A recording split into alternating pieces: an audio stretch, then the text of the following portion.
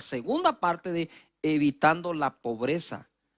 Porque aunque estamos viviendo en un momento con cientos de miles de nuevos desempleos, eso no significa nunca que vivamos fuera de la bendición de Dios. Seguimos estando bendecidos por Dios y será una oportunidad que tendrán muchísimas personas de ver la bendición de Él y que prospere el trabajo de sus manos. Así que en la anterior enseñanza hablamos un poco de la pereza, de cómo nos trae pobreza, de cómo las personas desperdician, despilfarran los bienes, etcétera. ¿Qué es lo que quiero decir? Es, no pudimos evitar que esto viniera al planeta.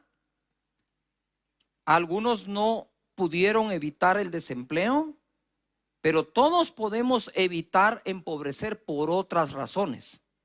O sea, no tengo control de lo que no está en mis manos, pero de lo que está en mis manos debo ejercer un sabio control para poder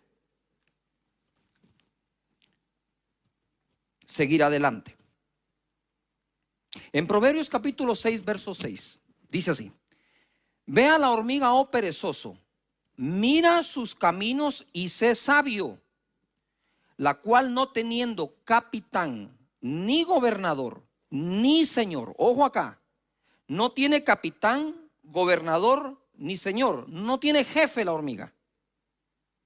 Prepara en el verano su comida y recoge en el tiempo de la cosecha su mantenimiento.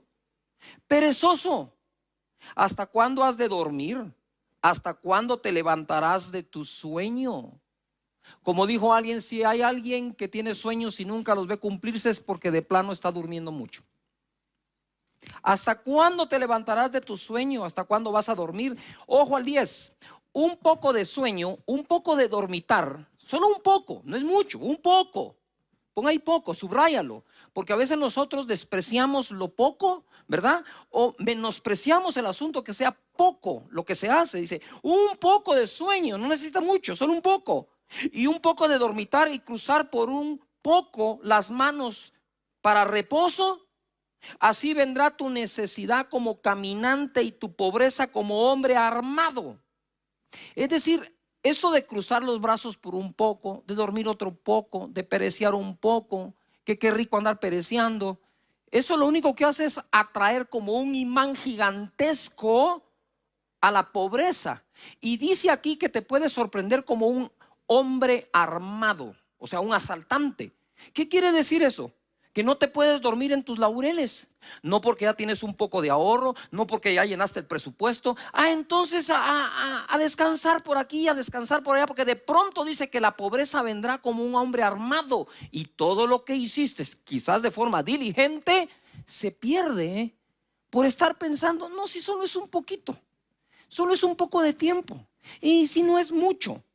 Tú sabes que se necesitan solo 21 días para quebrantar un buen hábito, como también 21 días para reemplazar un hábito o para crear uno nuevo, sea bueno o sea malo. Y ya pasaron más de 21 días en esta pandemia. Ya existen nuevos hábitos en las personas. ¿Qué tal el hábito de que como reciben clase los niños desde la casa, ya no, pues no se van a poner el uniforme, o si no usan el uniforme, entonces una pijama, entonces como ya los hábitos ya se metieron. Y nosotros como padres de familia decidimos cuál va a ser el nuevo hábito que nuestra gente va a practicar. ¿Por qué tú crees que hemos hecho todo esto en casa de Dios? Yo le digo a mi equipo, cuidado, nuestra gente regresa con malos hábitos. Tenemos que seguir adelante, que vean que nos estamos esforzando haciendo todo lo que hacemos, los grupos, los encuentros, la academia, las graduaciones, los lanzamientos, todo, las promesas de fe ensancha. Ya empezamos a planear Hechos 29. Sin estar pensando, de pronto en esa época ya nos van a dejar congregarnos presencialmente. Y si no, pues vamos a hacer como que si no, para que no te falte nada a ti. Porque ese es nuestro llamado. Así que ante esto tenemos que aprender algo. No puede ser que una hormiga termine siendo más sabia que los hijos de Dios que tenemos acceso a la mente de Cristo.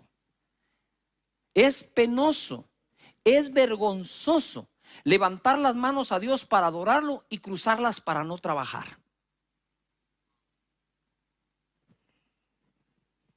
Yuju, hasta un guavo iba aquí. Quiere decir que está pegando esa onda. Debemos ser diligentes. Yo no voy a decir algo, ser diligente o negligente no hace acepción de personas. Los principios de cómo trabajar y todo, no hace acepción de personas, de ninguno, ¿verdad? Y yo les he contado esto, que me recuerdo que un viernes fui a una vigilia de esas clásicas, que empieza a las 9 de la noche, termina a las 6 de la mañana. Yo no me quería perder nada. Puntual, el primer cántico había que estar ahí, ¿verdad? Y aquellas vigilias en que uno salta, danza, se acaban las calorías ya para la medianoche, uno ya está que no sabe ni qué pasó, porque se acabaron las calorías, ¿verdad? Y entonces termina la vigilia a 6 de la mañana y yo voy para mi casa cuando, boom, sin gasolina el carro. ¿Por qué no tenía gasolina el carro? Simplemente porque no seguía el consejo de ser diligente, que incluso me dio mi pastor, aunque se lo oí después. Dije, ay, ahí estaba la clave. Él decía, nunca espere que el tanque de gasolina se vacíe.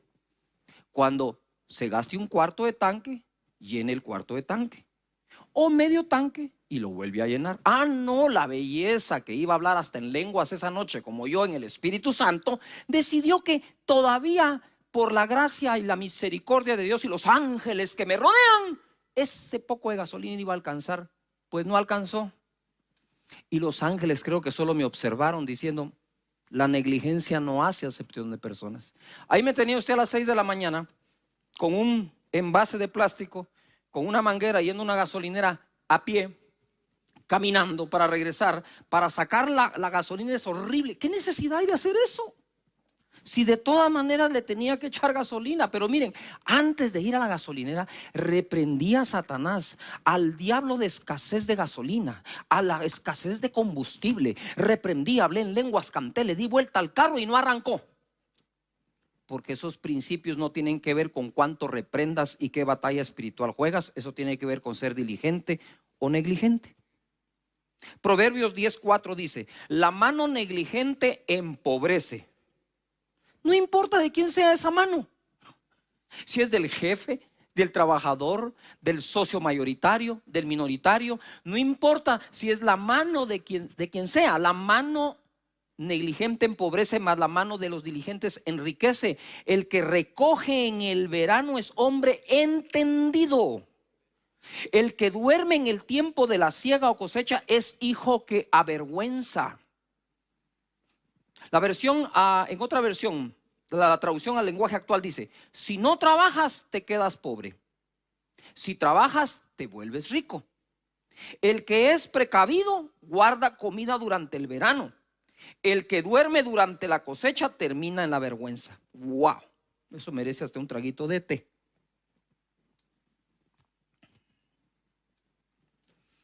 Diligente, como les dije la otra vez, significa afinado en lo que hace. Trabaja fino, estricto, decidido y visionario. Eso es lo que es un diligente. Se lo repito, afinado en lo que hace. Escríbanlo. Ya está siendo negligente en aprender, escríbenlo. Afinado en lo que hace, estricto, decidido y visionario. ¿Qué significa abundancia? Porque el pensamiento del diligente tiende a la abundancia. Preeminencia, utilidad, superioridad. Existe gente muy buena ejecutando su trabajo. Es un buen arquitecto, es un buen médico, un buen odontólogo, es un buen comerciante, vende mucho. Pero al mismo tiempo esa persona es muy mala administrando el fruto de su trabajo. De ahí tienes grandes médicos en quiebra. Grandes arquitectos que les abunda el trabajo, pero nunca les alcanza la plata que ganan. Porque al negligente no hay salario que le aguante. Pero el diligente, todo salario le termina aguantando. Porque ojo, dice que el pensamiento del diligente tiende a la abundancia. La pregunta sería aquí, ¿a la abundancia de ingresos? ¿O a que sobreabundancia después de gastos? Y ojo, en mi casa decidimos algo desde recién casados con Sonia. vamos a vivir con menos de lo que ganemos sin importar cuánto ganamos. Yuhu. Puedes tener fe para traer ingresos a tu vida en esta época, pero vas a necesitar sabiduría para administrarlos. Esto se los dije la semana anterior y se los vuelvo a repetir. Proverbios 13:22 dice: el bueno dejará herederos a los hijos de sus hijos, hasta los nietos, pero la riqueza del pecador está guardada para el justo. 23, en el barbecho de los pobres hay mucho pan, mas se pierde por falta de juicio. Solo lo voy a repasar rápidamente. Barbecho significa terreno o labor que no se siembra por un año o dos para que la tierra descanse o se regenere. Sistema de cultivo que consiste en dejar de sembrar la tierra periódicamente para que se regenere. En ese barbecho, en ese pedazo de tierra que no se cultivaba, los judíos cultivaban la tierra 7 años y uno la dejaban descansar. Siempre había fruto aunque no la cultivaran. Y dice, en el barbecho del pobre hay abundancia de pan. Ahí está. O sea, la tierra aún sin sembrarla, sin cultivarla, daba fruto. Pero ese fruto que daba, sin que nadie trabajara, se perdía por falta de juicio. No estamos en una época en que tú digas, bueno, familia, ya tenemos el presupuesto, ¿verdad? Ya conseguí un nuevo empleo. Bendito Dios, gloria a su nombre. Ya tienes nuevo empleo, perfecto.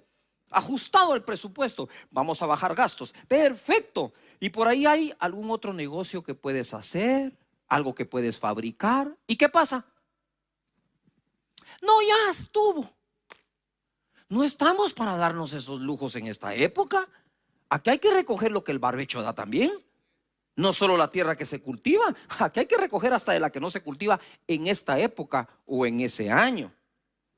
¿Saben que tenemos cosas en común todos? Primero, nos vamos a morir todos. Segundo, no nos llevamos nada. Trabajamos como que nos fuéramos a llevar todo y vivimos como que nunca fuéramos a morir. Es una ironía la vida.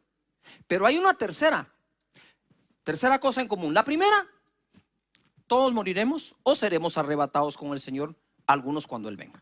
La segunda, no nos llevamos nada. La tercera, todos tenemos en común la economía. Necesitamos recursos económicos y estamos unidos por la economía. ¿Qué vistes hoy? ¿Puedes revisar la etiqueta de lo que vistes, dónde fue hecho? Bueno, pues tú estás unido a ese país donde eso fue hecho y produces ingresos a ese país donde fue hecho lo que hoy tienes. Tus tenis, tus jeans, tu camisa, los lentes, todo lo que tengas, la Biblia, tu tableta, tu celular, todo lo que tengas es economía. Y a veces no queremos comprender que en la economía todos estamos unidos, ¿verdad? Mira, esto es una cosa irónica.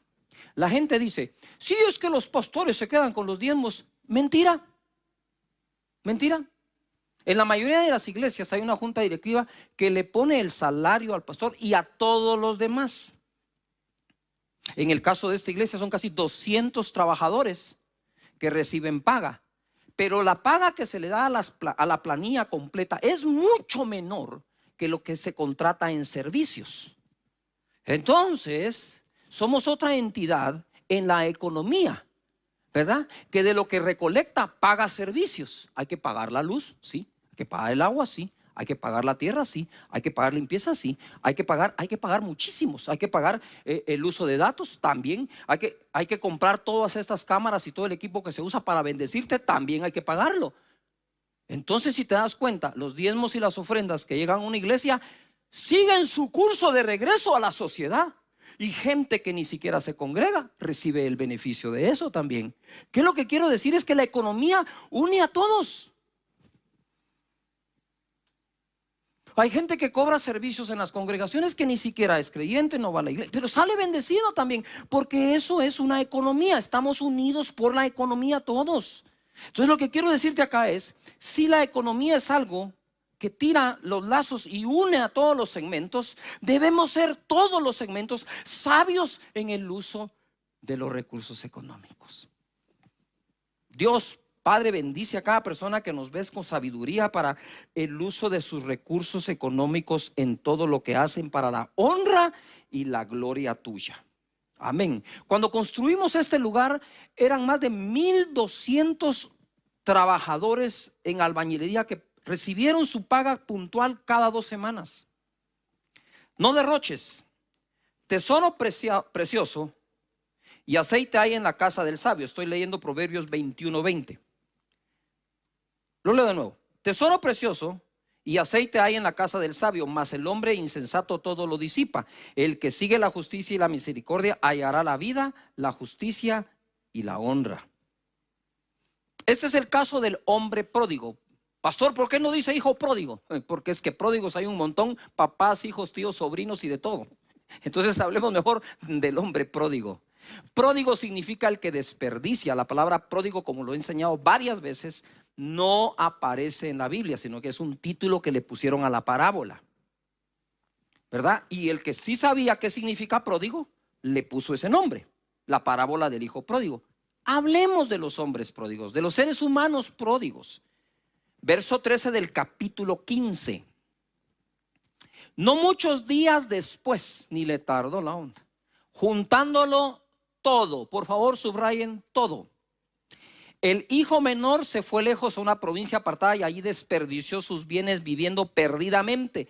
Y cuando todo lo hubo malgastado, vino una gran hambre en aquella provincia y comenzó a faltarle. Se juntó, como dice alguien, el hambre con las ganas de comer. Justo cuando llegó la crisis a la provincia, aquel lo había malgastado todo. Yo escribí algo, dije, bueno, si algún día pierdes todo, pero sabes cómo lo hiciste, lo puedes volver a recuperar. Pero si tienes de todo y no sabes cómo se hizo, el día que lo pierdas, no sabrás ni por dónde empezar.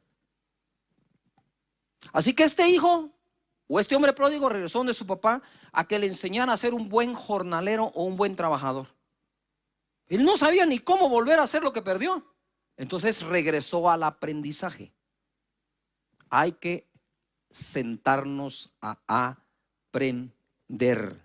La palabra disipa significa, o disipar, hacer desaparecer algo, desintegrarlo o aún evaporarlo. En otras palabras, al pródigo se le evaporó todo lo que tenía. ¿Y ahora cómo lo hago? Nadie me da trabajo. Ojalá pudiera apacentar unos cerdos, por ahí lo mandaron. Quisiera comer de eso. ¿Cómo teniéndolo todo puede llegar ahí? Ojo acá, vuelvo al principio de la predicación, que no te tome por sorpresa. Un poco de malgastar, un poco de pereciar, un poco de cruzar las manos. Así vendrá tu pobreza repentinamente como un asaltante armado. Yo no quiero esas sorpresas. Nadie quiere esa sorpresa. Pero hay una diferencia entre aquello que deseo que jamás pase y lo que hago para que no pase. Las personas que hoy en día han perdido todo en medio de una crisis como esta, pero saben cómo hacerlo, son las personas con menos miedo al futuro. Agarran a su familia y dicen, ya sabemos cómo se hace, ¿verdad? Sí, bueno, lo vamos a volver a hacer. Y para adelante. Entonces, quizás es tiempo para reaprender, para meditar. ¿Qué pasa si hubiera aprendido esto antes? Bueno, ya no podemos regresar el tiempo. Pero ¿qué pasa en el futuro si no lo aprendes ahora? Vamos a repetir los mismos errores del pasado, porque esta pandemia tiene que hacer que nos sentemos a pensar y a meditar en qué hemos hecho y qué hemos dejado de hacer. En casa del sabio hay riquezas y perfumes, pero el necio gasta todo lo que tiene. El que busca ser recto y leal encuentra vida y honor. Y ahora voy a la traducción al lenguaje actual. En casa del sabio hay riquezas y perfumes, en casa del tonto solo hay desperdicios. Y escribí acá, este hombre pródigo perdió todo. Ay, ¿cómo lo digo? Lo digo como es, por tonto. Perdió todo por tonto, porque en la casa del tonto solo hay desperdicios, dice. Y vivió, dice, desperdiciando los bienes. Vicios y malas juntas, Proverbios 23:20. Por aquí. Estoy tomando un poco de la semana anterior que enseñé y algo nuevo. Y ahorita no te lo pierdas porque se pone buenísimo. No estés con los bebedores de vino ni con los comedores de carne, porque el bebedor y el comilón empobrecerán, y el sueño hará vestir vestidos rotos. Empobrecer y vestidos rotos. Oye a tu padre, a aquel que te engendró, y cuando tu madre envejeciere, no la menosprecies. En la versión Dios habla hoy, dice así: no te juntes con los borrachos ni con los que comen demasiado, pues los borrachos y los glotones acaban en la ruina, y los perezosos se visten de harapos. Atiende a tu padre que te engendró, no desprecies a tu madre cuando sea anciano. Esto está impresionante. Las malas juntas traen malas conversaciones, y las malas conversaciones corrompen buenas costumbres. El problema no es si vas a tomar como ellos toman. El problema es si vas a imitar las acciones que ellos tienen. Porque podrías decir: no, yo no bebo. No bebes, pero quizás vas a imitar acciones de una persona que está haciendo eso. Hay que cuidar las amistades. Y jóvenes, lo que te voy a decir posiblemente te va a caer muy mal, pero cuando tus padres te digan: con esa persona no deberías juntarte, escúchalos. A los 11 años de edad, tu servidor probó la marihuana. Sí, lo que oís. 11 años de edad, en quinto primaria, yo cargaba en el calcetín los puros de marihuana. 11 años, ¿vos te imaginas eso? ¿Cómo la probé? Un amigo me la obsequió. Tengo amigos que han muerto debido al alcoholismo, y que un amigo le sirvió su primer trago. Los amigos que por alguna razón tienen la probabilidad de darte algo malo, manténlos de lejos. Y mantendrás de lejos ese tipo de cosas. Ahora bien, debemos adquirir sabiduría e inteligencia, y ahora es que esto se pone buenísimo. Proverbios 4:7 dice: sabiduría ante todo. Adquiere sabiduría, y sobre todas tus posesiones adquiere inteligencia. Tienes que subrayar ahí. Adquirir es el verbo. Posesiones, sobre ellas tienes que tener sabiduría e inteligencia. Pon sabiduría, inteligencia por encima de los bienes. Debo adquirir. Engrandécela, y ella te engrandecerá. Ella te honrará cuando tú la hayas abrazado. Adorno de gracia dará a tu cabeza, corona de hermosura te entregará. Sabiduría adquiere, y sobre todas tus posesiones, inteligencia. Engrandece la sabiduría y la inteligencia. Quiero contarles algo. Hace muchísimos años, yo todavía no recuerdo si estaba soltero o recién casado, pero vino un predicador mexicano buenísimo, buenísimo, buenísimo. Me impactó. Me recuerdo su mensaje: la anatomía de un milagro. No se me olvida. Y casualmente a mí me asignaron si yo podía atenderlo. Con mucho gusto. ¿Qué es lo que usted desea comer? Me dijo: a mí me gusta la comida china. Fui y lo llevé al mejor restaurante que yo podía pagar de comida china. Después de eso le dije: ¿hay algo más que usted desea hacer? 2 cosas, me dijo. Necesito ir a comprar refacciones o repuestos para un automóvil de tal marca. Yo lo llevé. Tercera cosa, quiero ir a una librería cristiana, la mejor que exista. Yo lo llevé. Y empezó a comprar libros y libros y libros. No paraba de comprar libros. Y un hombre ya de avanzada edad. ¿Saben qué hice yo? Bueno, se me quedó viendo. Él me dijo: joven, me dijo, Cash, sí, adquiera conocimiento, porque el conocimiento nadie se lo roba, me dijo. Los bienes sí. ¿Saben qué hice yo? Libro que él compraba, libro que compraba yo. Ni siquiera pregunté de qué era. Yo dije: si este hombre tan sabio compra ese libro, yo lo compro sin preguntar. Perdón, tal vez para algunos de ustedes dice: qué bobada, no importa, a mí me resultó. ¿Sí? Y entre ellos todavía lo guardo. Se los quería enseñar hoy. Hasta mi bosquejo encontré aquí adentro. Mira, diccionario ilustrado de la Biblia. Ahí tengo este otro montón, pero no podía traer todos. Quiero contarles esto. Usted sabe, lo quieren ver otra vez, ahí está. Ya vieron cómo usé. Ahí está. ¿Ustedes saben cuánto gasté en libros yo ese día? Más que mi salario entero de un mes. Después dije, oh cielos, ¿y ahora quién podrá defenderme? Y el Chapulín Colorado no apareció por ningún lado. Pero no me arrepiento de haber hecho. Él me enseñó algo muy importante. Si es necesario, paga por adquirir la sabiduría. Porque la riqueza más grande no es el dinero que tienes o los bienes, es la sabiduría con que las haces o los haces. La gente no ha entendido cuál es la verdadera riqueza. La verdadera riqueza es la sabiduría, la inteligencia, el temor de Dios. No los bienes. Los bienes envejecen, se oxidan, se los roban, se gastan, se te olvidan, pasan de moda, ya no sirven, son obsoletos. Pero la sabiduría jamás. Así que aprendí mucho de eso. En Proverbios 3:13 dice: bienaventurado el hombre que haya sabiduría y que obtiene la inteligencia, porque su ganancia es mejor que la ganancia de la plata, y sus frutos más que el oro fino. Más preciosa es que las piedras preciosas, y todo lo que puedes desear no se puede comparar a ella, a la sabiduría. Haz las cosas como Dios las hace.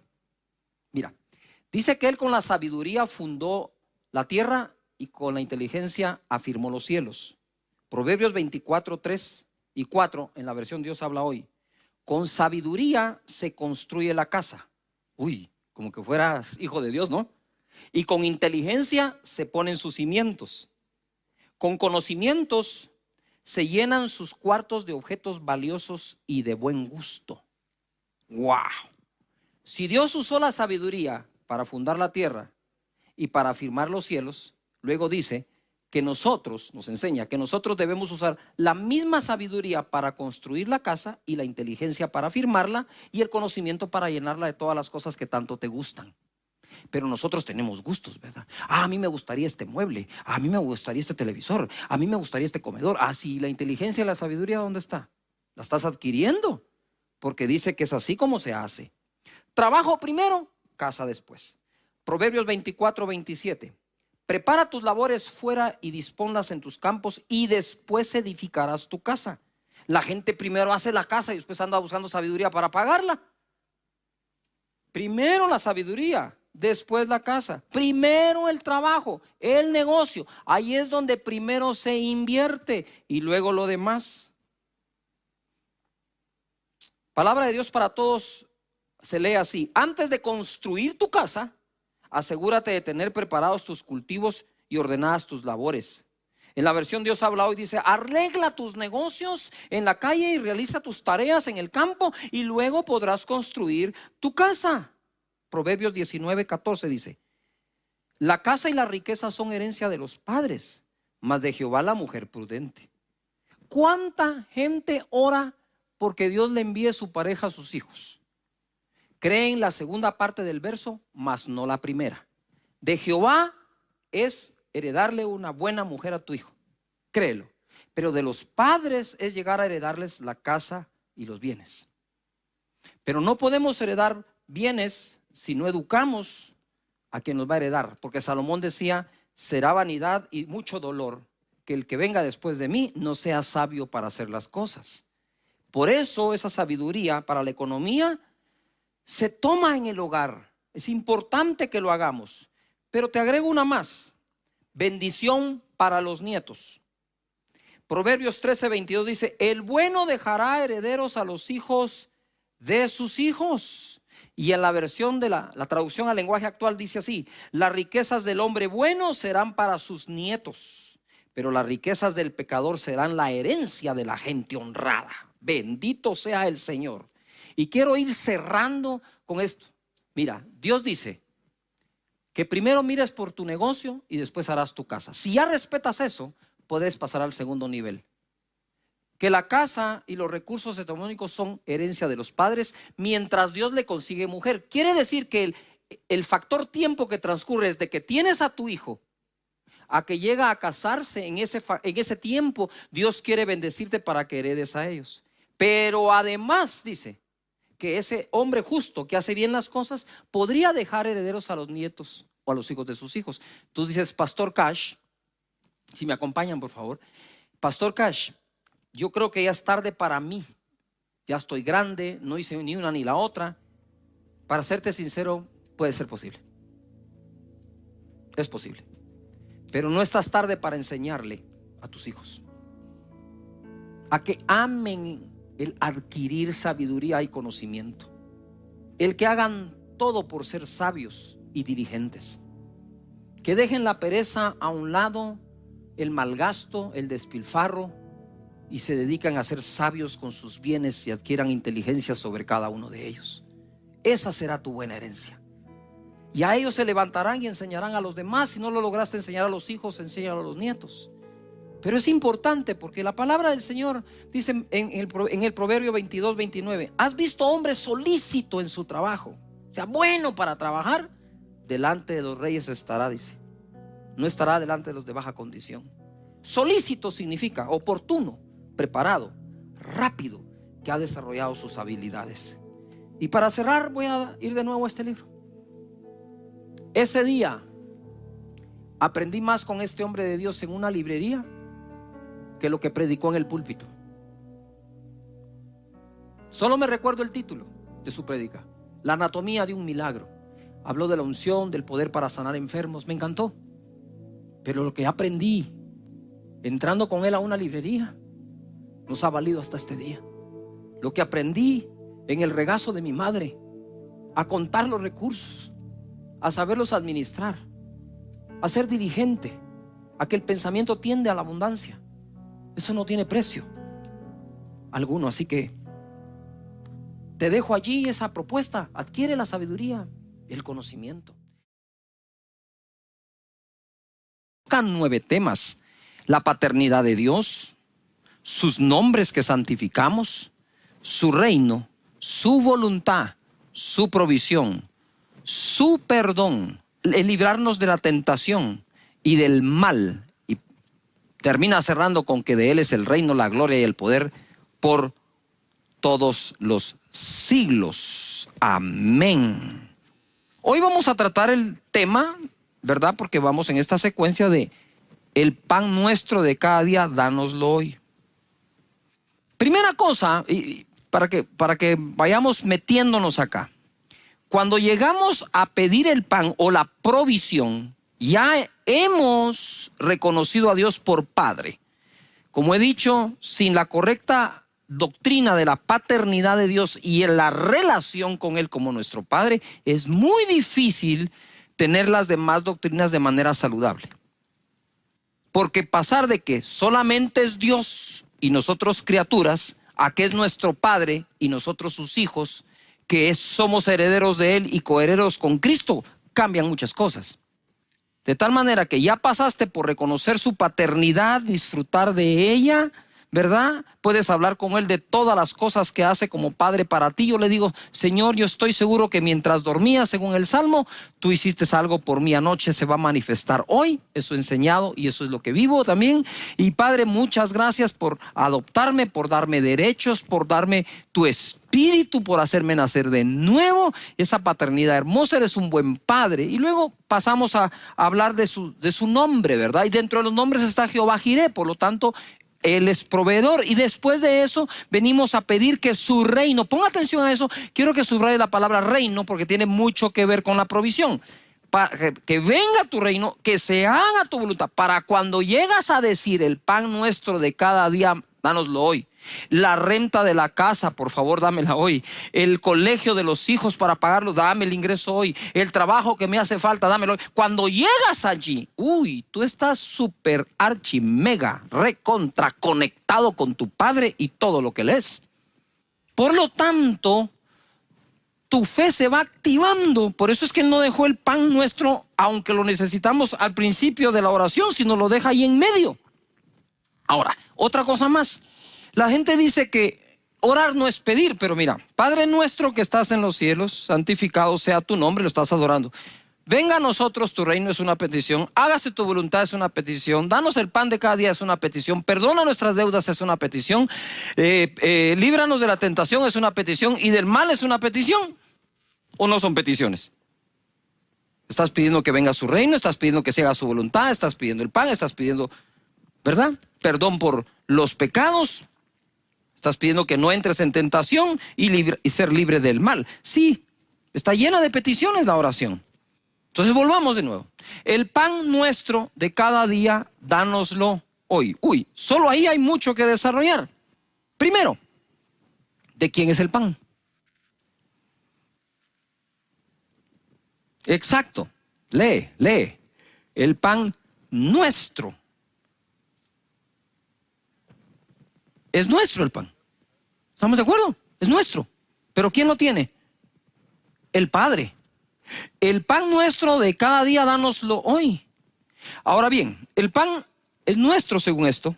Lo tiene Dios. Entonces, ¿se pide o no? Por supuesto que se pide. Dánoslo hoy. Es una petición. Y luego de acá viene esto. Esta interpretación, ¿verdad? Tradicionalmente se ha creído que es el pan de un día, dámelo este día. O sea, ¿verdad? El pan del lunes, el lunes. No necesito que me des el pan del martes, el lunes. Pero si eso fuera así, estaría fuera de todo el contexto bíblico de lo que Dios ha hecho para proveer, excepto con el maná que dio en el desierto, en el cual ya no estamos, ni el pueblo de Israel está. Si esa interpretación fuera la más correcta, entonces Israel no sería el país próspero que es, sino que estarían todavía recogiendo el maná. Aquí es la provisión de cada día, dámela hoy. Por eso es que tienes refrigerador. En tu refrigerador hay pan para más de un día, hay alimento para más de un día. Déjame irte explicando esto porque se pone fenomenal. Vas a ver cómo coincide con todas estas escrituras. Si lo tomamos literal, es decir, el pan de un día, dámelo solo este día. No sé si me estoy explicando. Entonces, hasta tener un refrigerador podría ser pecado, ¿no? Pero ojo. Pero entonces no, eso no concuerda con el sistema de siembra y cosecha de todo tipo de cultivo que nos alimenta. Porque cuando la gente llega a cosechar, no cosecha el trigo de un día. Llega a cosechar el trigo de una temporada. ¿Me estoy explicando acá? Si eso fuera de un día para un día, entonces, Señor, todos los agricultores, ¿verdad?, en Israel, o los que cultivan trigo, habría que recoger hoy el trigo para hacer el pan de hoy. No recojan el resto del trigo. Mañana recogemos el trigo para el pan de mañana. Pasado, el trigo de pasado para el pan de pasado. Se echa a perder la cosecha. No sé si me estoy explicando. Todo el sistema climatológico del planeta funciona para que existan tiempos para sembrar y tiempos para cosechar, para que tengamos que comer. ¿Me estoy explicando acá? Muy bien. Eso es nada más como para ubicarnos, ¿verdad? Y tener una visión acá. Mira lo que dice Proverbios 3:8. 3:8. Esto me gusta porque le da un balance precioso. En el versículo 7 dice que tengamos el respeto a Jehová o el respeto a Dios. ¿Por qué? En el 8. Porque será medicina a tu cuerpo y refrigerio a tus huesos. Aquí hay un beneficio para el cuerpo. Será medicina a tu cuerpo, refrigerio a tus huesos. Honra a Jehová con tus bienes y con las primicias de todos tus frutos. O sea, los frutos. Si hay primicias de los frutos es porque hay más cosecha de frutos que solo la primicia. Y serán llenos tus graneros. Ahí hay pan para más de un día. Y tus lagares rebosarán de mosto. Ahí hay mosto o vino para más de un día. ¿Qué es lo que quiero explicar acá? Pueden haber épocas en que vamos realmente al día. Pero eso no quiere decir que no podamos pedir que esa provisión venga en un día. Te voy a explicar cómo funciona esto, o cómo puede funcionar si tienes fe. Si el pan viene de esa cosecha de trigo, o ese pan o ese alimento lo compras con tu salario, con tu ingreso, podrías hacer la prueba y empezar a orar cuando ores por el pan nuestro de cada día, dánoslo hoy. ¿Me estoy explicando? Podrías decir: Señor, yo quisiera que el salario que gano en un mes me lo dieras en 3 semanas. Acortar el tiempo en que ese ingreso venga. Las empresas pueden decir: Señor, la utilidad que nosotros tenemos cada 3 meses, te pedimos que sea mensual. Yuhu. Tú sabes que yo tengo este sistema de oración aún por las personas que conocen a Jesús. Es la oración que he aplicado para que Casa de Dios crezca como ha crecido. Y Señor, las personas que te recibían, ¿sí?, cada mes, Padre, que te reciban cada semana. Que las personas que te reciben en su corazón cada semana, Padre, que te reciban cada día. ¿Ya ves? De una semana en un día.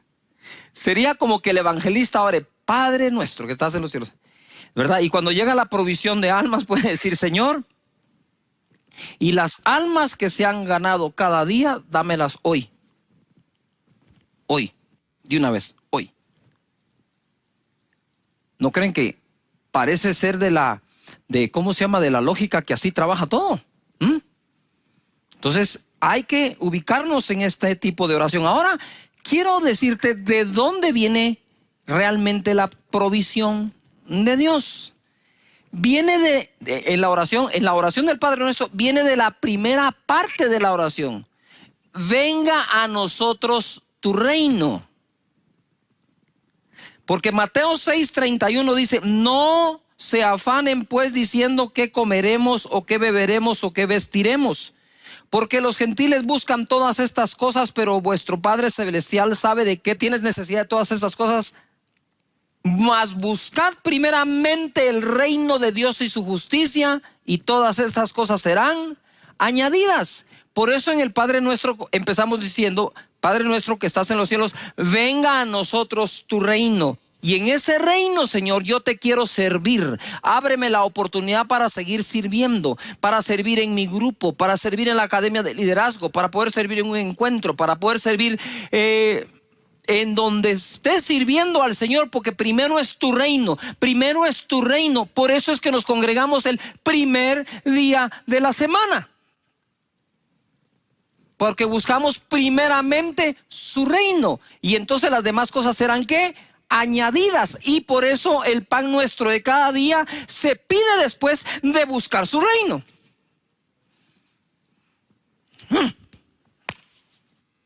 Padre, yo me voy a congregar aquí. Mira esto. Mira el Salmo 34, por favor, deleítate en Jehová. Dice el Salmo 34:1: bendeciré a Jehová en todo tiempo. Su alabanza estará de continuo en mi boca. De continuo. No solo el día domingo, de continuo. En Jehová se gloriará mi alma. Lo oirán los mansos y se alegrarán. Engrandeced a Jehová conmigo y exaltemos aún a su nombre. Busqué a Jehová y él me oyó y me libró de todos mis temores. Los que miraron a él fueron alumbrados y sus rostros no fueron avergonzados. Este pobre clamó y le oyó Jehová y lo libró de todas sus angustias. El ángel de Jehová acampa alrededor de los que le temen y los defiende. Gustad y ved que es bueno Jehová. Dichoso el hombre que confía en él.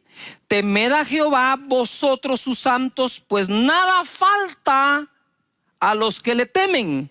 Ojo, los leoncillos, los cachorros de los leones necesitan y tienen hambre, pero los que buscan a Jehová no tendrán falta de ningún bien. Mira el cierre que le da David a esto. Bendeciré a Jehová en todo tiempo, su alabanza estará de continuo en mis labios. Está diciendo él acampa alrededor de los que le temen. Este pobre clamó y lo libró de las angustias. Me imagino que esas angustias estaban relacionadas con el estado económico por el cual el rey David pasó en ese momento. Pero al final dice, pero los que buscan a Jehová, buscad primeramente el reino de Dios y su justicia, y las demás cosas serán, ¿qué? Añadidas. Venga tu reino, dame el pan de cada día hoy. Como que la estructura del Padre Nuestro es inspiración divina, pues no puede ser otra cosa. Amén. Mira, como les he dicho, a mí me gustan tanto los deportes como el apóstol Pablo. El apóstol Pablo, si no se recuerdan que él dice, todos los que corren en el estadio, la verdad, corren, pero correr de tal manera que... ¿Se recuerdan? Él mismo habla de eso. A mí me gustan mucho los deportes porque aprendo. Y entonces cuando a uno le están enseñando alguna disciplina de deporte, por ejemplo, si yo voy y levanto unas pesas, ¿verdad? Dice, bueno, así levantan las pesas un amateur. Después te ponen, pero así las levanta un pro, un profesional. Y la técnica, cómo la agarran, cómo la suben. Me estoy explicando, hay técnica. ¿Cómo pateo la pelota Cash Luna de fútbol? Como un amateur, me sale para allá, ¿cómo la patea un pro? Ellos saben dónde ponen el peso, cómo se inclinan, qué ángulo agarran, cómo patean la pelota, dónde dejan la vista. ¿Cómo juega golf un amateur? ¿Y cómo juega golf un pro? ¿Cómo juega? Me estoy explicando. La diferencia son los gestos, el orden, la estructura. Ahora, perdón acá lo que voy a decir. ¿Cómo ora un amateur y cómo ora un pro? Yuhu, valga la comparación. Dios quiere que aprendamos a orar como pros. Profesionales en oración para la gloria del Señor. Que sepamos qué se ora primero, para poner fundamento, qué se ora después, cómo va increciendo la oración hasta decir, dame el pan de cada día hoy. Él es nuestro proveedor. Déjame seguirte diciendo acá. Los que buscan a Jehová no tendrán falta de ningún bien. Salmo 23:1. Jehová es mi pastor. Nada que me faltará. Buscad primeramente el reino de Dios y esas cosas serán ¿qué? Venga tu reino y después el pan nuestro de cada día, dánoslo. Ven la estructura, perdón que insista en esto, no quiero ser tan redundante, pero quiero dejarlo tan claro que cuando tú estés orando y llegues a ese momento, digas, Padre, no me hará falta de ningún bien, y empieces a pedir conforme su voluntad.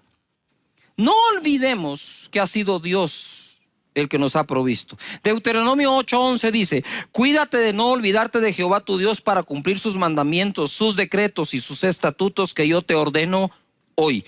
No suceda que comas y te sacies, ojo, y edifiques buenas casas. No dice edifica una casa, no dice edifiques una buena casa, dice, y edifiques buenas casas en que habites, y tus vacas y tus ovejas se aumenten, y la plata y el oro se multipliquen, y todo lo que tuvieres se aumente, y se enorgullezca tu corazón, y te olvides de Jehová tu Dios, que te sacó de la tierra de Egipto, de casa de servidumbre.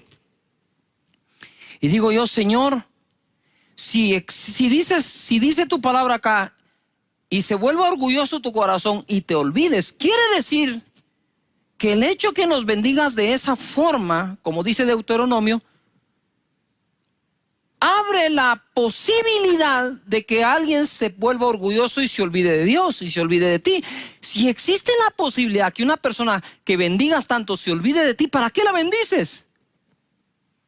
Y el Espíritu Santo creo que me mostró y me enseñó que son dos cosas separadas la una de la otra.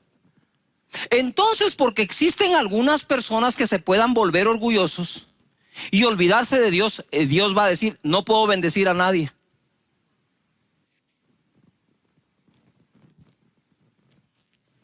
¿Cómo así?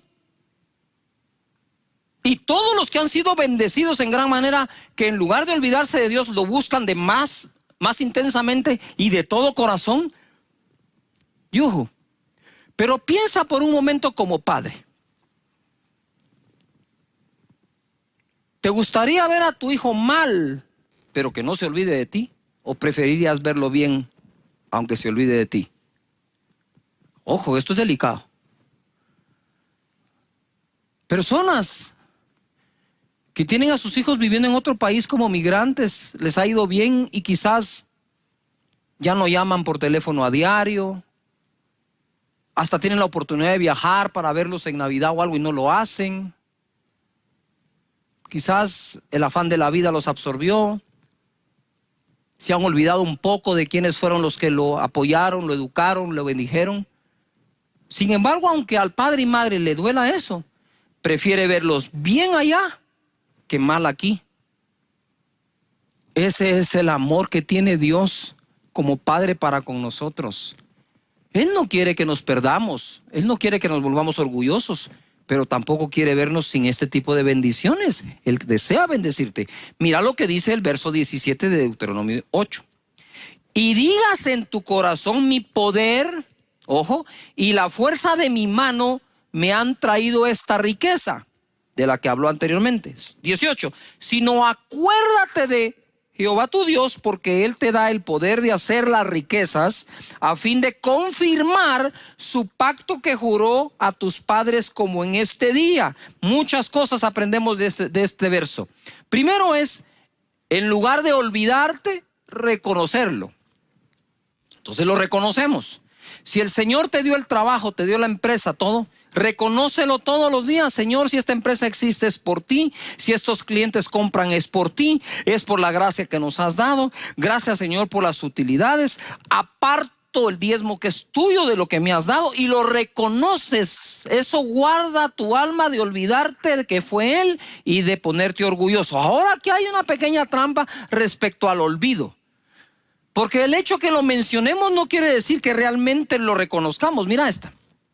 Si tienes tanto miedo en medio de esta pandemia de lo que será tu provisión en el futuro, ¿verdad? Y temes que no va a volver a ver la provisión que había antes, lo más seguro es que inconscientemente ya se te olvidó que fue Dios el que te dio en el pasado. Porque si estás consciente que es Dios el que te dio en el pasado, ¿por qué tener miedo si va a haber en el futuro, si el mismo Dios que te dio en el pasado te dará en el futuro? Yuhu. Yuhu.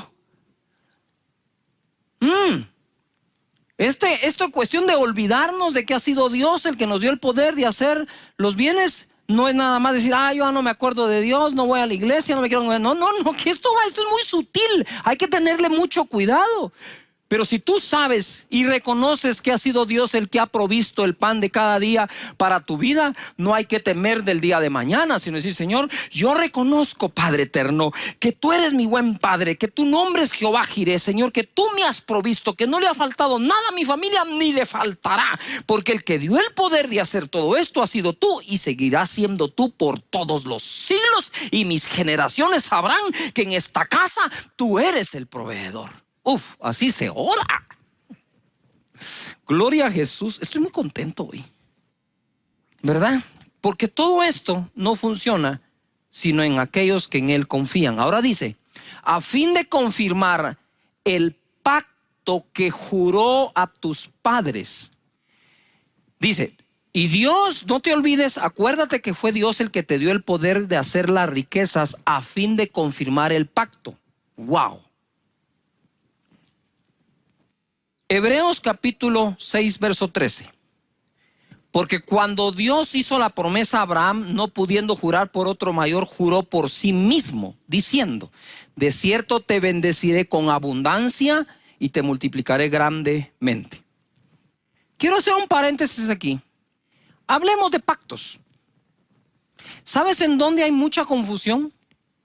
En tratar de dividir en Antiguo Testamento y Nuevo Testamento. Hay antiguo pacto y nuevo pacto, pero no es el único pacto que existe. Está el pacto en la ley en la cual no podemos ser salvos. El pacto en su sangre, que nos limpia de todo pecado y somos salvos. Ese pacto emigró, cambió. Pero, ojo, no podemos enmarcar Dios de esta fecha para atrás era diferente de esta fecha para adelante. Porque Dios sigue siendo el mismo de ayer, de hoy y de siempre. Ojo acá.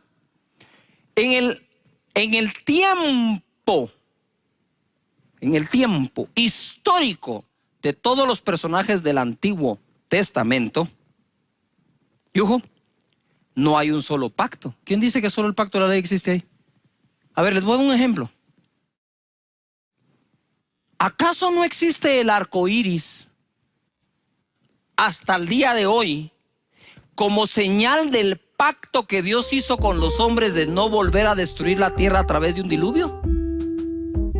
Y ojo, ¿acaso no existe también dentro del Antiguo Testamento promesas que no tienen que ver con la ley, sino tienen que ver con el amor de Dios y la fe que le tenemos a Él? ¿O acaso en el Antiguo Testamento no existen profecías de que por su herida fuimos nosotros curados? ¿Eso ya no está vigente o está vigente? El hecho de que por la ley no podamos ser salvos no significa que no existan otros pactos que no son pactos de la ley.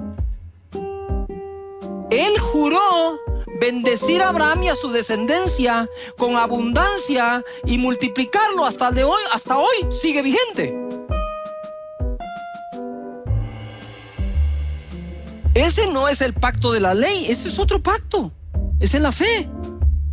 Entonces hay que reconocer esto. ¿Por qué te digo? Porque te lo leí en Deuteronomio, fíjate, miles de años antes, y te lo leí en el libro de Hebreos. Sigue allí. Entonces, lo que quiero decir es, ten la confianza de que Dios, el bendecirte, sigue vigente. Y el prosperarte, incluso económicamente, como le dijo Abraham, sigue vigente. Por eso, el pan nuestro de cada día, dánoslo hoy, es mucho más amplio ese segmento de la oración que lo que alguna vez hemos pensado. 3 bendiciones por las cuales Jesús pagó. Ojo lo que quiero enseñar ahora. Una cosa es que Dios te vaya a bendecir o te haga una promesa y que no tenga un precio que pagar para cumplírtela. Otra cosa es que tenga que pagar el precio para cumplirlo. En cuanto a la ley y la gracia, para nosotros ser salvos mediante la gracia, por medio de la fe, por la gracia del Señor, Jesús tuvo que derramar su sangre en la cruz del Calvario. No bastó decir, sean salvos, los bendigo. Dijo, no, un momento. La ley exige que un cordero muera para expiación de los pecados. Viene Jesús, el Cordero de Dios, y entrega su vida en la cruz para salvarnos. Otra es la sanidad. Por eso cuando oramos por sanidad, ojo, no es cuestión que Dios desee sanarte, es cuestión que Jesús pagó para que seas sano.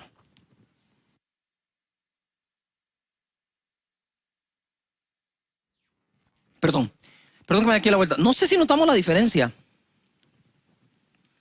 ¿verdad? No es lo mismo que te dé alguien un abrazo, por lo cual no tuvo que pagar ningún precio, a que llegue con un obsequio que tuvo que comprar con 6 meses de su salario, tuvo que pagar un precio. Jesús pagó el precio para salvarnos, para darnos como regalo la salvación, Él pagó el precio. Para sanarnos, Él pagó el precio. Vamos a 1 Pedro 2:24. Quien llevó Él mismo nuestros pecados en su cuerpo. Sobre el madero, Él llevó los pecados, para que nosotros, estando muertos a los pecados, vivamos a la justicia, y por cuya herida fuisteis sanados. Dice la Escritura, Él llevó nuestras enfermedades, sufrió nuestros dolores, por su herida fuimos nosotros curados. Ponga atención, Él llevó nuestra enfermedad, pero nunca se enfermó, porque la llevó en la cruz, no la llevó durante los 33 años de vida. ¿Me estoy explicando? Porque entonces, si Él llevó mi enfermedad, no en la cruz, sino que la llevó durante toda su vida, tuvo que haber sido enfermo desde niño. Y ojo, Él llevó nuestros pecados sobre el madero en la cruz. No es que Él tomó los pecados y Él pecó toda la vida. ¿Me estoy explicando? Fue en la cruz, en el momento de su sacrificio. 2 Corintios 8:9. Pongan atención a este verso. porque ya conocéis la gracia de nuestro Señor Jesucristo, que por amor, subrayen, por amor a vosotros se hizo pobre, ojo, siendo rico. ¿Qué era entonces? ¿Pobre o rico? Claro. Así como fue sano, pero llevó la enfermedad, fue santo, pero llevó el pecado, Él no fue pobre, pero llevó la pobreza en la cruz cuando lo despojan de sus finas vestiduras y muere como pobre. Muere como que fuera pecador sin serlo. Él pagó el precio por amor a nosotros. Y mira lo que dice. Se hizo pobre, no dice fue pobre, se hizo pobre siendo rico. Algunos dicen era rico en el cielo.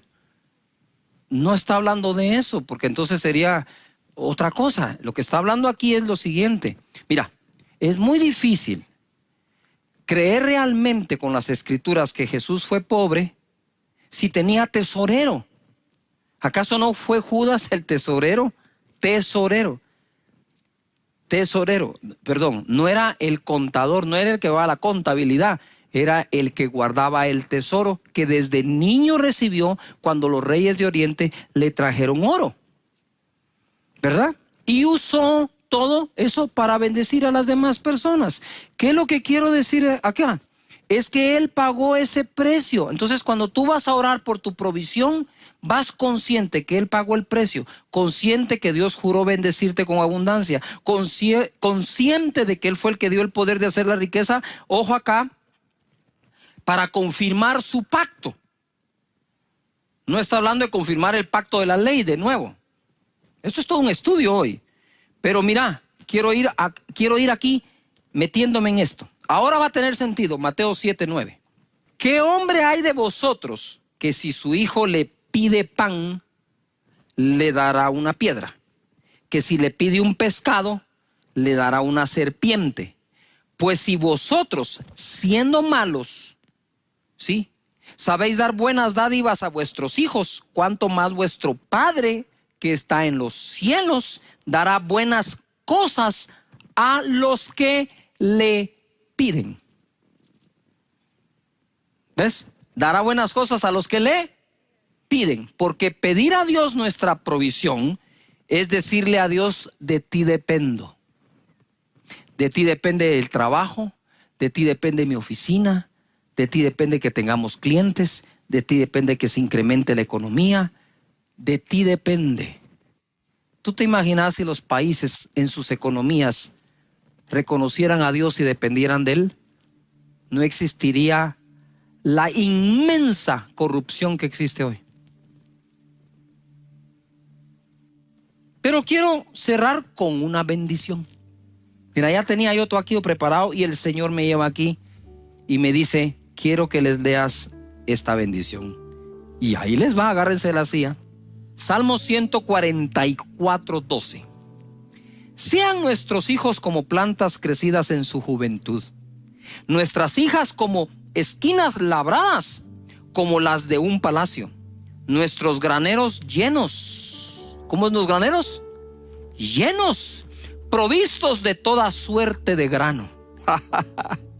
Nuestros ganados que se multipliquen a millares y a decenas de millares en nuestros campos. Decenas de millares en nuestros campos. Nuestros bueyes estén fuertes para el trabajo. No tengamos asalto, ni que hacer salida, ni grito de alarma en nuestras plazas. 15. Bienaventurado el pueblo que tiene esto. Bienaventurado el pueblo cuyo Dios es Jehová. Lo que está diciendo es: hey, si verdaderamente Jehová es tu Dios, tus graneros estarán llenos de diversos tipos de granos. Tu ganado en el campo se va a multiplicar por millares y decenas de millares. Tus bueyes para el trabajo estarán fuertes. No habrá asalto, no habrá robo, no te harán daño. Bienaventurado la nación, el pueblo que tiene esto. ¿No está claro aquí que Dios quiere bendecir aún a las naciones y a los pueblos con saludables economías y crecientes? Por supuesto que sí. El pan nuestro de cada día Dámelo hoy, Señor. Hoy provéelo. Quisiera orar por la economía de ustedes y que puedan llevar esta secuela de enseñanzas de esta serie y poder así tener la arquitectura de la oración que Jesús dejó.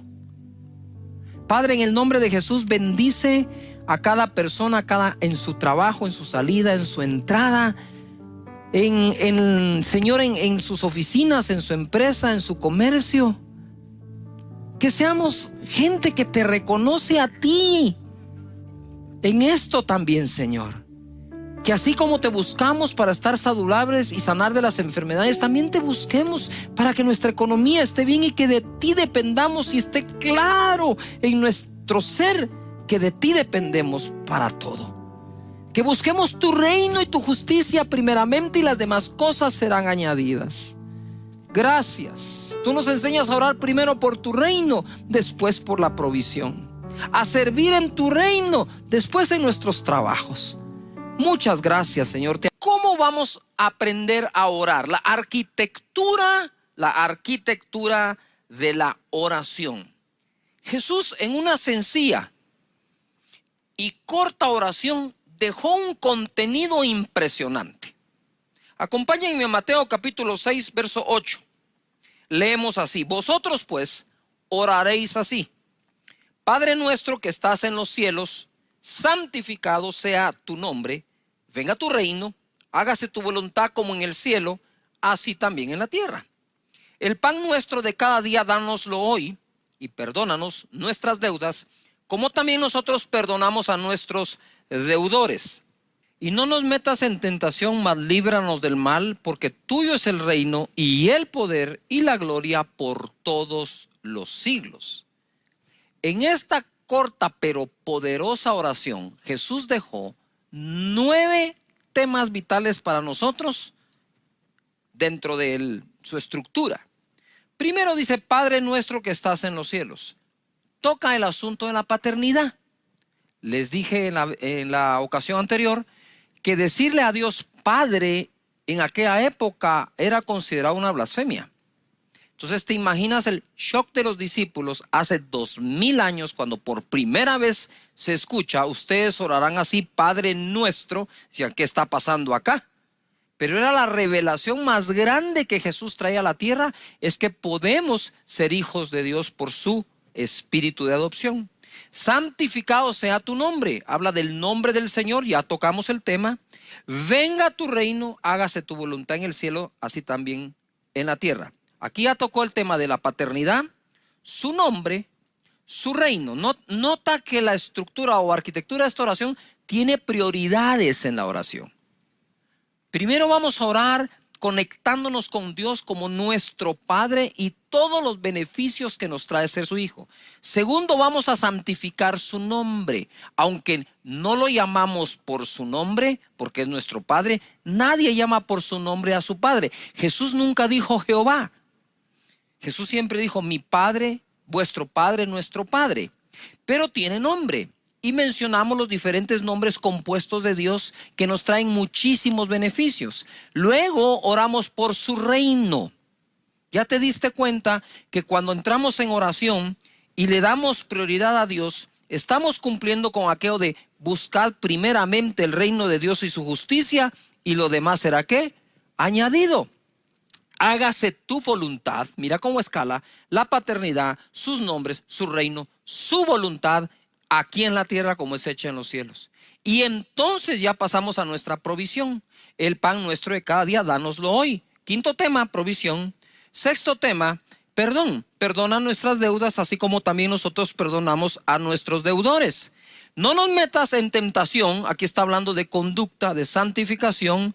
Líbranos del mal, eso es de todo aquel mal, de enfermedades, de pobreza, de miseria, de los que nos persiguen, de aquellos que son enemigos ocultos nuestros. Todo lo que tiene que ver con el mal también está incluido en la oración. Y termina con un sello poderoso, porque tuyo es el reino, tuyo es el poder, la gloria por todos los siglos. No hay perdón, ¿verdad? Entiendo eso de que puede haber un gobierno mundial, un anticristo, pero yo por sobre eso entiendo que no importa, el reino seguirá siendo eternamente de Dios. Y el Señor me hablaba, ahora que vamos a entrar en el tema de este capítulo de la serie: venga tu reino y hágase tu voluntad. Esos serán los temas de hoy, importantísimos. Pero ¿por qué les preocupa tanto el reino de un anticristo? Simple y sencillamente porque no estamos orando porque su reino venga. Cosa diferente es irnos a su reino, porque Él está en los cielos, dice. Sí, Padre nuestro que estás en los cielos, y su reino lo abarca todo, abarca el cielo y abarca la tierra. Señores, Dios no es solo Dios del cielo, Dios es Dios de la tierra también. Dios no es poderoso en el cielo, Dios es poderoso en la tierra también. No solo allá, acá también. Ahora, ¿cómo poder orar por su reino si no sé de qué se trata el reino? Entonces ya pasé el momento en que estoy orando al Padre, que estoy conectándome con Él, que estoy dejándome ministrar por su paternidad, y en ese momento debes de cancelar toda aquella conducta que tengas basada en una herida que tus padres pudieron ocasionarte, o te diste por herido sin que lo hayan hecho. La cosa es que tenés allá adentro algo que no te permite, porque los padres fueron esto, los padres fueron aquello, sino que enfocarte en que ahora tenés dos padres. Si has tenido un padre terrenal que te ha acompañado acá, ahora tienes un celestial que te acompaña también acá. Cuando ya ministraste al Padre y entonces santificas su nombre y visualizas todo lo que contiene su nombre, entonces estás listo para decir: bueno, venga tu reino, reina tú sobre mi vida, sobre la tierra. Romanos 14:17 dice: porque el reino de Dios no es. Me encanta cuando las escrituras también definen qué no es, porque nos van dejando más claro todo. No es comida ni bebida, es decir, no eran las costumbres de que comen o que beben, sino justicia y paz y gozo en el Espíritu Santo. Es decir, no hay reino de Dios sin el Espíritu Santo, porque es justicia, paz y gozo en el Espíritu. Justicia por cuanto hemos sido justificados por la sangre de Jesucristo. Él nos lavó con su sangre, ¿verdad? Segundo, paz, la paz que sobrepasa todo entendimiento, y el gozo.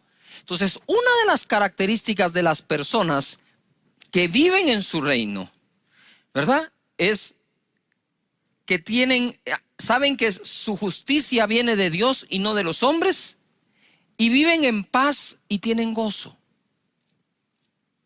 Venga tu reino, venga tu justicia, tu paz y tu gozo. En 1 Corintios 4:20 leemos: porque el reino de Dios no consiste en palabras, aunque Jesús enseñó la palabra y Él es el verbo o la palabra encarnada. No consiste en palabras, sino en poder. ¡Wow! ¿Por qué? Porque palabras tienen todos, pero poder, ese viene de Dios. Estoy hablando del poder para todo lo sobrenatural. 1 Corintios 2:1, el apóstol Pablo lo tenía tan claro que mira lo que dice: así que, hermanos, cuando fui a vosotros para anunciaros el testimonio de Dios, no fui con excelencia de palabras o de sabiduría, pues me propuse no saber entre vosotros cosa alguna, sino a Jesucristo y a este crucificado. Y estuve entre vosotros con debilidad y mucho temor y temblor.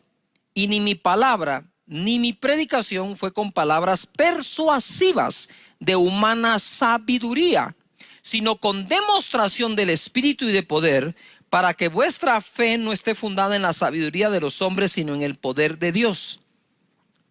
He aquí el por qué es tan importante que el poder del Espíritu Santo sea manifiesto, para que la fe no se base en palabras de persuasiva sabiduría de hombres, no se basa en la elocuencia de una persona, no se basa en la excelencia de las palabras que tiene para hablarnos, sino en que es evidente que Dios le acompaña. Pablo lo quería una cosa era predicar a Jesús y a este crucificado. La otra era demostrarles que el reino no consistía en cuántas palabras tuviera él, sino en el poder demostrado, en el poder que se derrama, ¿verdad? El poder que toca las vidas de las personas. Yo no sé quiénes de ustedes, pero cuando yo recibí a Jesús, me recuerdo que cuando sentí tenía la mano levantada, estaba al frente, estaba orando y como que alguien me levantó, él hacía. Ese poder, ese Espíritu Santo bello que es el que nos convence, el que nos redarguye y el que nos trae a los pies de Jesús. Para ver ese reino. Entonces, ojo, para ver ese reino necesitamos el corazón de un niño. Eso lo dijo Jesucristo. Pero esto no es una enseñanza de qué es el reino. Estos son 2 o 3 cosas del reino para ubicarte que cuando llegas a ese momento de orar, venga tu reino, sepas por qué estás orando.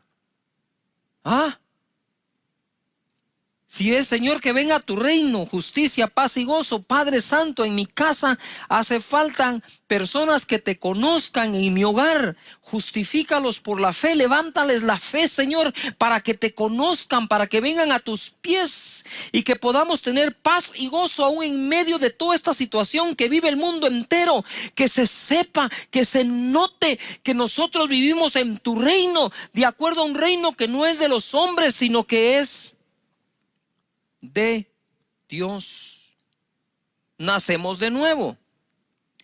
Juan 3:3, ese es el propósito. Respondió Jesús y le dijo: de cierto te digo que el que no naciere de nuevo no puede ver el reino de Dios.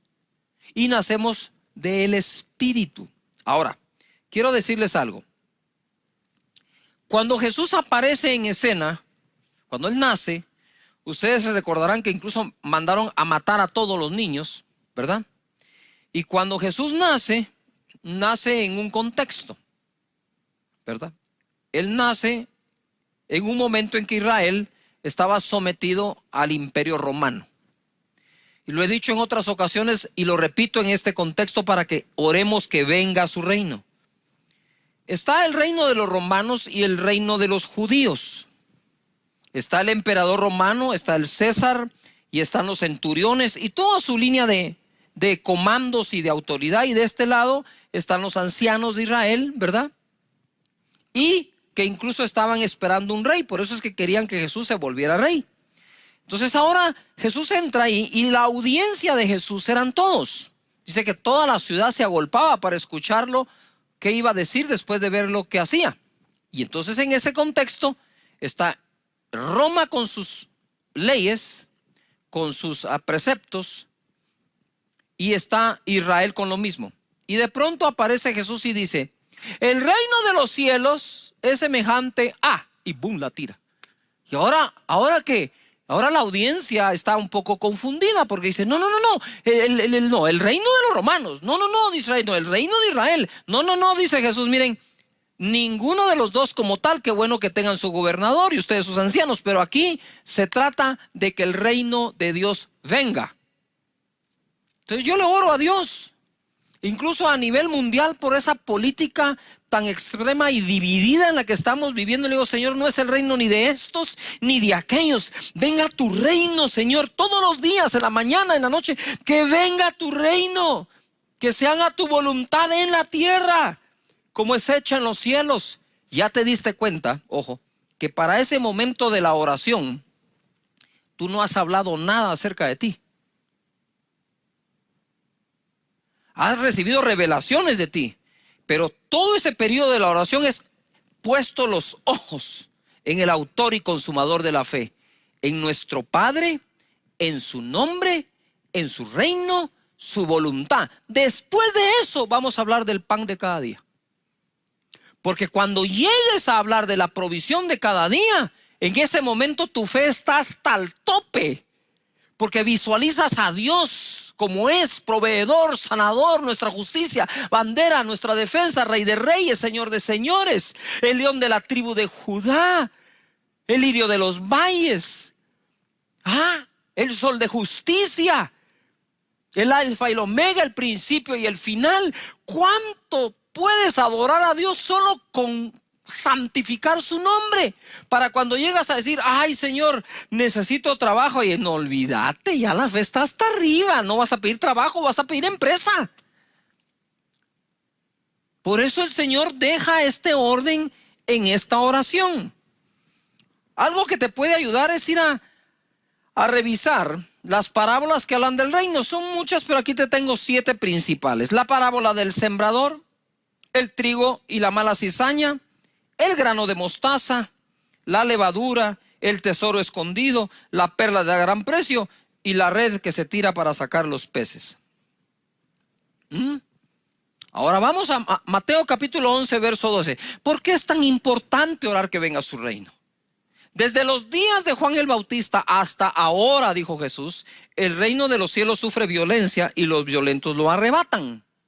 Esto se ha dado a muchas interpretaciones. Para que tengamos un poco más de luz de este pasaje, quiero leerlo en la versión Dios habla hoy. Desde que vino Juan el Bautista hasta ahora, el reino de los cielos sufre violencia y los que usan la fuerza pretenden acabar con él. Señores, nada ni nadie va a impedir que el reino de Dios venga, que el reino de Dios se establezca. Ya se dieron cuenta, no es el gobierno de un lado ni del otro, ni de unos ni de aquellos, sino el de Dios. Pero ese reino que está estableciéndose en la tierra sufre violencia. Dice, y los violentos creen que con su fuerza pretenden acabar con el reino. Entonces tú estás orando, Padre, ya estás con la paternidad de nuevo. Perdón que insista, pero estoy tratando de guiarte, de dirigirte como pueda a que lleves esa arquitectura, ese diseño de la oración a tu dormitorio, a tu alcoba, cerrada la puerta, en privado, y puedas orar de esta forma y tener resultados. Pasemos al otro tema. Hágase tu voluntad. Esto es para muchos muy, ¿cómo digo yo? Tal vez ambiguo. No está claramente definido. Pero ¿cómo puede ser que en un hogar terrenal, el nuestro, sí esté definida la voluntad de papá y mamá para los hijos? Sí se define la voluntad. Y como hijos de Dios nos cueste tanto discernir cuál es la voluntad de Dios. Entonces vayamos de lo general a lo específico. Romanos 12:2. No os conforméis a este siglo o este mundo, sino transformaos por medio de la renovación de vuestro entendimiento para que comprobéis o experimentéis, dice otra versión, cuál sea la buena voluntad de Dios, agradable y perfecta. Para empezar, sabemos que la voluntad de Dios es buena, agradable, perfecta. Claro, hay momentos en que estar haciendo la voluntad de Dios sabemos que es bueno, pero no es tan agradable, es incómodo, y de perfección le vemos poco porque no vemos el panorama completo que Dios tiene para nuestra vida. Pero debemos confiar que todas las cosas ayudan a bien a los que aman a Dios. Lo que hoy ves como malo, mañana lo vas a lograr ver como wow, este fue el camino que Dios proveyó para que me levantara e hiciera lo que hoy hago. Para que comprobéis o experimentar cuál sea la buena voluntad. Para discernir la voluntad tenemos que renovar nuestra mente continuamente, que es lo que trae transformación. Eso lo hacemos a través de las escrituras. Como les he repetido, una cosa es leer las escrituras con los prejuicios que tengo por lo que ya creo, y otra cosa es creer de acuerdo a lo que leo. Cuando creo de acuerdo a lo que leo, entonces dejo que cada una de estas escrituras, palabra, se vaya metiendo y se vaya renovando mi mente y transformando mi ser. Así que la voluntad de Dios es buena, agradable y perfecta. hay que diferenciar cuando estamos hablando de hacer la voluntad de Él, que hacerla va a generar energías. Mira Juan capítulo 4, verso 34. Jesús les dijo: mi comida es que haga la voluntad del que me envió. ¿Oí cómo habla Jesús de la voluntad? Mi comida es que haga la voluntad del que me envió y acabe su obra. Él sabía que de hacer la voluntad de Dios, ¿sí?, depende mucho la energía que recibimos, porque ¿qué es comida? Sino el vehículo que trae a nosotros energía. Cuando hacemos la voluntad de Dios, somos energizados, tenemos energía de parte de Dios, da fuerzas a hacer su voluntad. Aunque en el momento de hacerlo nos podemos sentir cansados, lo que produce es eso, lo mismo que produce un alimento. Por eso hacer la voluntad de Dios es bueno. Entonces estamos orando de nuevo, regresamos orando, enseño, oramos. Señor, que venga tu reino, que es justicia, paz, gozo en el Espíritu, que se establezca el tuyo, no el de los hombres, Señor. Gracias, Padre eterno, que venga ese reino. Y entonces examinas más las parábolas y vas a encontrar más cómo orar ese tema. Hágase tu voluntad. Señor, que se haga tu voluntad en la tierra. Sabe que tu voluntad es buena, agradable y perfecta. Dame las fuerzas para poder practicar tu voluntad. Para en aquello que ordenes, en aquello que me mandes, yo lo logre hacer, Señor. Por favor, dame la fuerza. Sé que tu voluntad es que trabaje bien. Hoy quiero trabajar con más excelencia. Sé que tu voluntad es que dé la mía extra. Por favor, ayúdame en el trabajo. Sé que tu voluntad es que yo no provoque a mis hijos a ira. Por favor, enséñame a tratarlos bien. Sé que tu voluntad no es que yo me rebele contra mis padres, Señor, en el corazón. Padre, dame un corazón que haga tu voluntad. Sé que tu voluntad es que yo trate bien, Señor, a mi esposa, que trate bien a mi esposo. Sé que tu voluntad es... ¿Me estoy explicando? Sí sabemos cuál es su voluntad,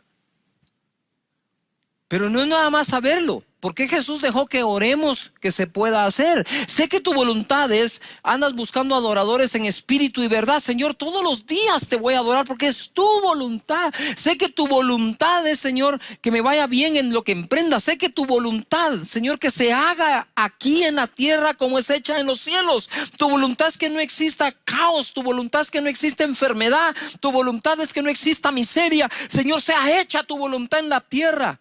Y cuando estamos orando, Dios trae tanta revelación a nuestra vida que no debes permitirte el lujo de no orar a diario. La oración es clave.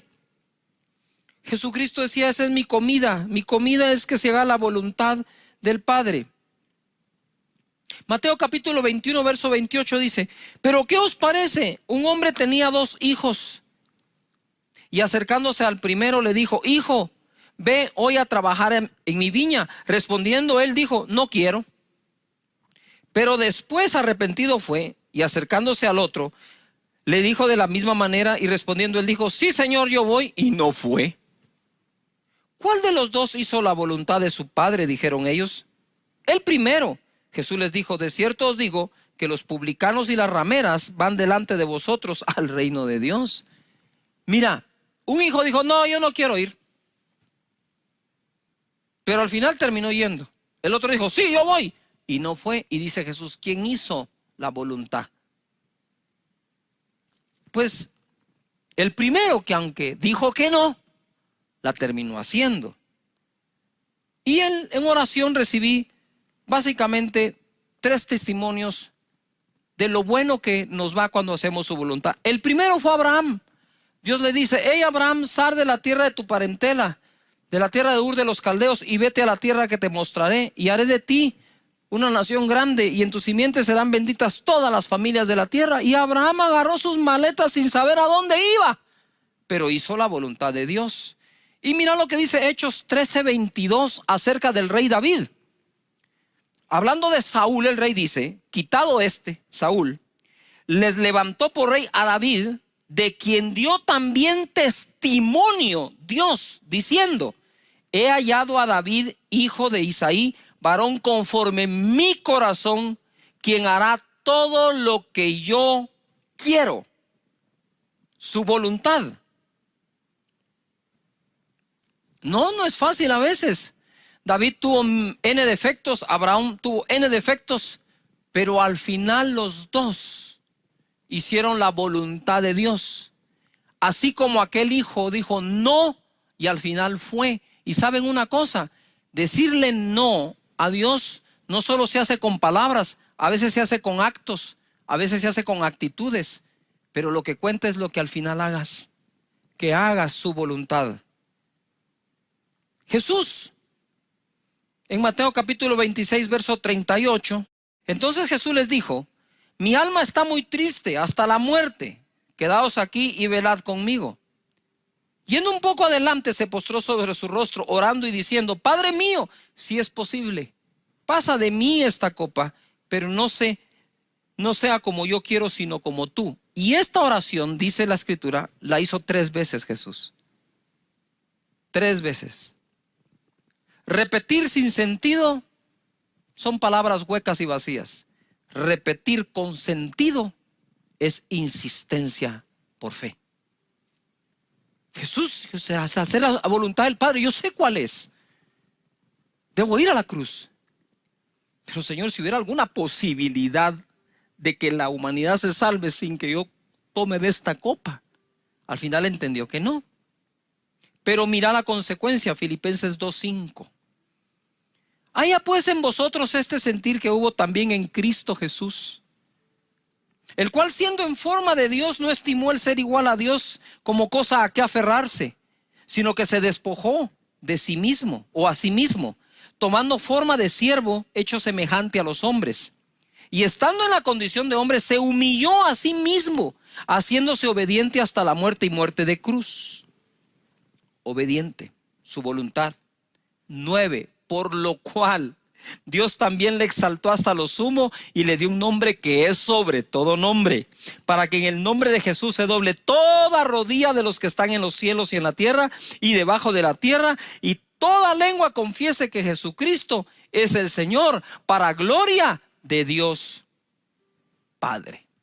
Bendito sea Dios por haber hecho la voluntad del Padre. Hoy está exaltado hasta lo sumo y le dieron un nombre sobre todo nombre, para que en ese nombre los que están en el cielo, en la tierra y debajo de la tierra se hinquen y confiesen que Jesús es el Señor. Gracias, Padre eterno. Gracias. Entonces, resumen, empiezas a orar el Padre Nuestro de esta manera, no en una repetición vacía, sino consciente de que estamos orando en cada uno de esos 9 temas que Dios nos dejó para orar. Gracias, Señor Jesús. Gracias, Jesús.